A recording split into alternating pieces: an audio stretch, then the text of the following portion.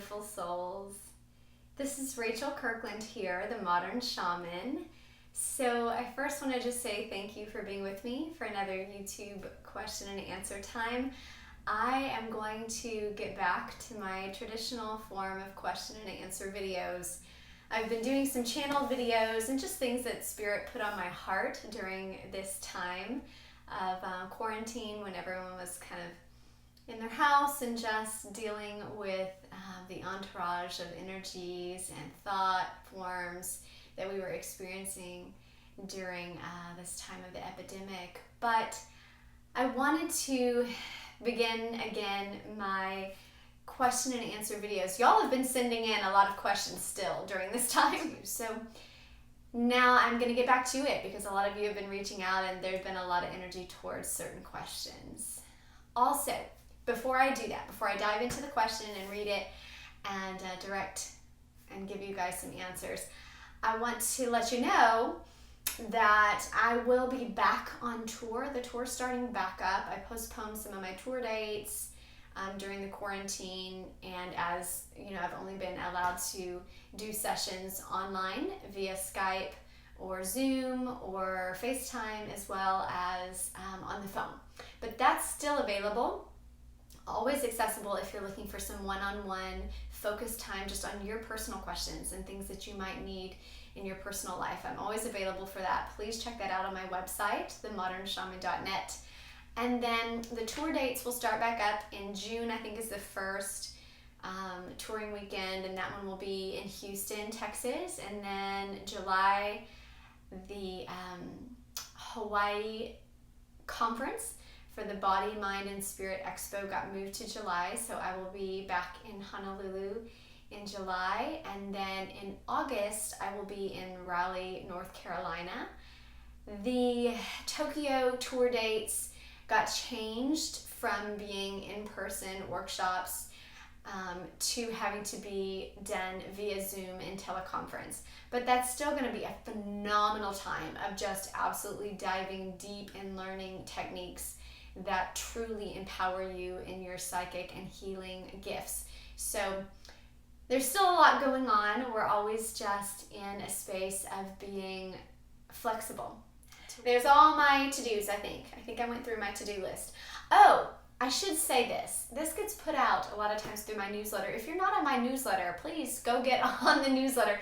It is a free, and I don't send a ton of stuff out through the newsletter, but it always gives updates. If I have any discounts on sessions or discounts on promotional types of materials, any of my online teaching program, those modules that highlight certain modules and ways for you to learn and download, that's always available. If you are into these types of videos, some of those modules are like $50. Like, you can just download them, you can download the worksheets and work through them.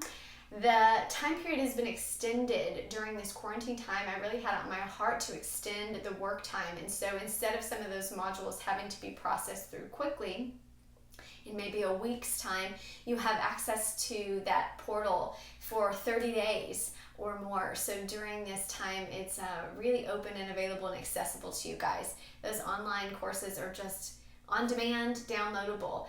You can find out about that on the website, but also the newsletter. If you fill in the contact info on the contact page, it will update you and kind of give you highlights of different things that I'm offering, tour dates if they change, again, the online courses and those types of things, as well as any sort of discounts that I offer from time to time with special promo codes. So all that's available on the website, themodernshaman.net. It says, "Hi Rachel, I have a question.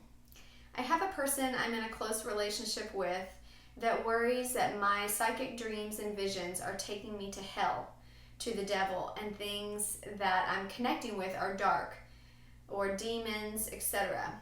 How do I respond when they think I'm being guided by evil or otherwise being haunted? It's so frustrating. I am not afraid of the things that they describe, and I do not feel that any of my visions are connected with the dark. In fact, I'm always drawn towards seeing things through the light. But I am afraid of humans to some extent and what humans are capable of. What should I do in this situation? Thank you, Rachel. You are forever my mentor." All right, that is a great question. You all send in a lot of great questions. And like I mentioned in the beginning of this video, there were a few different questions that all had similar kind of themed energy around judgment of the psychic gifts, or being able to stand boldly, or sharing from your passionate heart and feeling very judged from what you're sharing. I think even during this time of quarantine, people have been really drawn to speak their truth, to speak what's on their heart, to be luminous, and to let the light in and to show what is there for all to see. So a lot of people have been speaking from the heart and have felt very judged from what they've been sharing. So I think this just resonates with so many people. And I will also say, just the experience of having others fear your gifts is a huge topic that so many people can relate to, whether it's fear of who you are, or fear of the things that have changed in you, or of what you're capable of as the powerful multidimensional being that you are. So let's dive into it. I am ready. So the first thing I will say and speak about is that it is not about you. When others are responding to you from a place of fear or judgment, this is showing you with a bright spotlight what it is that they are afraid of. It's their exact fears. In fact, it's so evident and obvious that it displays really clearly in the way that they language their fears. I'm afraid the things you're doing are going to send you to hell. I'm just quoting what you said. I'm afraid you're speaking to demons, or the visions that you are seeing are from the dark side, or are of demons pretending to be light. All of these things. They're languaging it exactly as they are personally experiencing their own fears. So the first piece of advice I would give you is just to realize and hold a space of compassion, like a childlike, or viewing them in that childlike manner of compassion, knowing that they are explaining their suffering. And if it's possible to take yourself out of it, they're using you as a trigger in that situation, but the way they're explaining it, the emotional energy they're giving towards it, is all just exemplifying exactly what their fears are. So realize this has nothing to do with you. It has all to do with what it is that they are afraid of, and the specifics of the way they're explaining it. Their personal fears, their personal trauma, and their personal psychosis around understanding the non-physical realms, where they get tripped up, things that they struggle with, and their own mental dialogue within themselves, within their mind, and what goes on within their head and their heart. They're explaining their own exact fears. So when you realize that, first and foremost, it gives you the distance emotionally to be able to view them. Like Jesus said from the cross, forgive them, for they know not what they do. They just don't know. They're speaking even in a place of love. A lot of times this will come from your closest relationships, like you said, those that are truly loving you. And so they're projecting very evidently and specifically their fears upon you, things that plague them in their mind. They're putting that upon you in what may seem like a loving emotional energy. I'm worried for you. I'm concerned for you. And speaking to that. But when you have a sense of distance emotionally, you can hold them in that compassionate embrace that just says, I'm sorry that you're struggling. I'm sorry that you are afraid. I'm sorry you feel fear in this moment. I'm sorry that my visions elicit fear for you. I'm sorry that what it is that I'm saying is creating or making you fearful. Not that you're taking ownership of their emotions, because you aren't. You're just recognizing and validating what they're saying, recognizing and validating the emotional space that they're in. That has a compassionate space. Now, sometimes, depending on how aggressive their energy is with you, you can say that to them, or sometimes you have to completely distance yourself from them and have a sense of cutting those cords, cutting those ties, and just letting them be with their fear and moving on in your own space of peace and resonance with being yourself. My second piece of advice follows the first, and that is then to go to yourself and recognize what is it that's triggering you. And I feel like you did this well because you explained it in the question. You went there naturally, which was to say, you recognize and you said, I actually have more fear for humans and what humans are capable of than I do of the spiritual realm and those that I'm connecting with. My ancestors and loved ones on the other side, I have no sense of fear that they're demonic or whatever it is that you're connecting with and getting dreams and visions of. When it is of the light, when it is full of love, we feel it as those that are connected to those messages. It's really obvious when things are sent to you in a message of fear. Just like you could hear fear in the words of your loved one saying, I'm afraid that you're connecting, you're going to go to hell, I'm afraid, I'm afraid, I'm afraid, I'm afraid. You can feel that really evidently. And you can feel the opposite when you're getting messages and visions and dreams and connection with your loved ones that comes through love and joy and light and peace. And so it's really obvious. It's not difficult to feel the difference. So all that being said, recognizing kind of step 2 is, what are your triggers? What is coming up for you to be seen here? Theirs is their own fears, and that will be on them to process in their life, okay? If somebody doesn't deal with their fears, then they experience kind of the psychosis of the mind that goes on there and all of that internal turmoil and struggle. We've all been there. We know what that looks like. For you, the question comes down to why this is bothering you, what is triggering you here. And I will share, even just from my own experience, or from those that I've worked with and mentored for a long time, that this common, I guess, vein that runs through mystics or seers or psychics or those that have a healing gift is many lifetimes of being misjudged, like blatantly misjudged, being considered a hellion or demonic or possessed by just holding the ability to heal another, to see the future, to feel and know what someone is thinking. These traits and characteristics have been commonly and regularly misjudged over many, many lifetimes. And so a lot of us, myself included, I went through a clearing with this before I stepped fully into agreeing to kind of take on this level of my gifts. And many of you know that story from previous videos of how I released my psychic blockages. But recognizing why it's triggering you, if those feelings of being blatantly misjudged, being criticized for your gifts, what that brings up for you and what healing needs to be dealt with inside of you.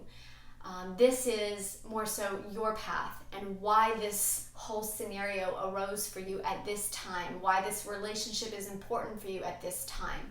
There is a healing component that Spirit is bringing forth for you to in this lifetime. And I am telling you, this lifetime is more accepting than any other time we've ever been alive of our gifts. It's actually, it's validated on so many levels and popularized even on many levels. It's in the mainstream media now. And in some ways, I find that I have to pull back from it being over sensationalized, over dramatized, because there's something so organic and simplistic and profound in the way that we have these connections.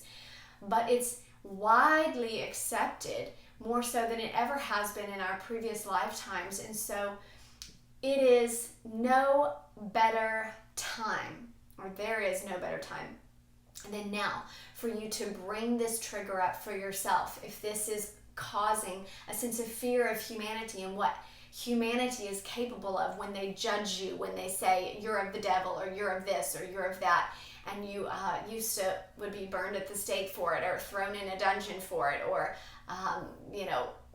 arms and limbs cut off, or all these horrifying things that we've been through in the past and martyred for our gifts. Now It's the perfect time that Spirit has brought this forth for you to have an absolute clearing and healing and acceptance on such a soul level of who you are. So for you, this is a profound time of looking at that and embracing those aspects of your dreams, of your visions, of you connecting with your loved ones and ancestors, and bringing that essence of love and light and beauty and being accepted for it. And the acceptance comes first from you. It also comes from admitting to yourself that no matter how you're received, no matter how humanity views your expression, your gifts, your connection, that it is something that is absolutely holy and sacred to you. And once again, and you've probably done this in many lifetimes if you have history of being a mystic and are drawn to this, but once again, choosing your truth, your heart, your soul, your purity in message over the fear of judgment, over the fear of the mob and being misjudged, or your expression being misconstrued by those that have their own fears to deal with. So that's my second piece of advice, is to go deep into your own trigger and to bring that out into a space of self-acceptance, self-love, and realizing that this is there's no better time than now to embrace your gifts. The third piece of advice that I would give you, here we go, 1, 2, 3. Third piece of advice that I would give you is really not advice, but it is an offering of wisdom, and that is just to realize this is an initiatory sign. When we go through the death of the ego, the death of reputation, the death of the pedestal, the death of our innocence, of our youth, where people thought we were one way, and we begin to stand in our truth, we begin to share from our heart, share our wisdom, share from our sage, from our healer, from our ancient mystical nature. And this is our soul. These are things similar to an artist sharing their art. This is a part of who you are. And when you share from that profound level of transparency, it is an initiatory time that all mystics, that the archetype of the sage goes through, of the death of the perception, of the beauty queen, of making it all acceptable. And you move into the gritty, the bones, again, the death sequence, things that are fake decay. They don't last. And that is a natural pattern of life as a human. They're supposed to do that. So there is a natural decaying of parts of the ego that are no longer true for you, relationships that no longer hold the depth of character that you're standing in now, the ethics, the morale of who you truly are, things that simply do not measure up, and not in a sense of judging them as less than.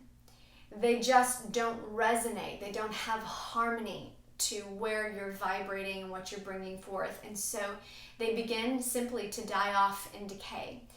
And this, again, like I said, is part of an initiatory time where you let the things die that must die. You allow for that decaying, that projection of what someone had put you on a pedestal and thought you were this perfect person, or had created an image of you, or maybe you had created an image of you, but that no longer fits, that is no longer true, that no longer has the depth that you're capable in speaking from, or that luminous heart, that transparency, the purity, the clarity of saying, I'm not faking any of this. My skin is clear.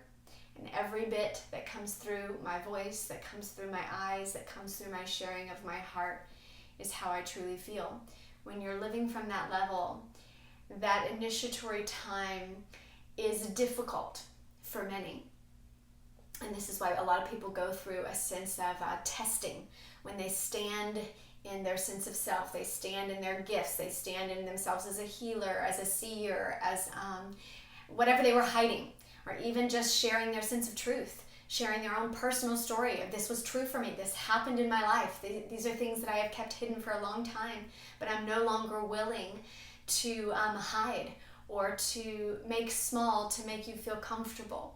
When you're living at that level of transparency, and the testing arises. This is the refining of the sage, the refining of the character, the mill, right? The scratching and scraping of the metals that creates that, from the coal to the diamond, the actual ability to shine brighter, to be even more luminous, to be even more clear. And for you, I would just advise you to lean into that with all of your soul, to know it is absolutely worth it. Is it easy? No. Will you keep more friends? No.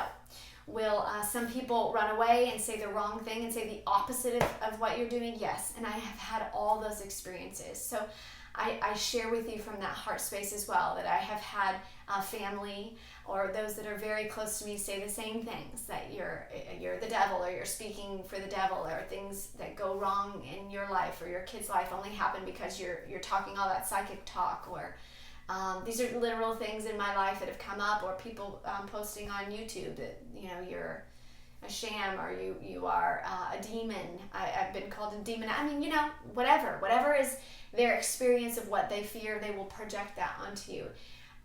And that's part of the refining of our own character, of saying, I have to be true to the love that I know that's in my heart. And the purer and purer you can get with that, you move very, very clearly into the humility of this calling. Instead of posturing and the ego of, look at me, I'm in the limelight, it humbles the spirit and makes sure that you are in your own truth.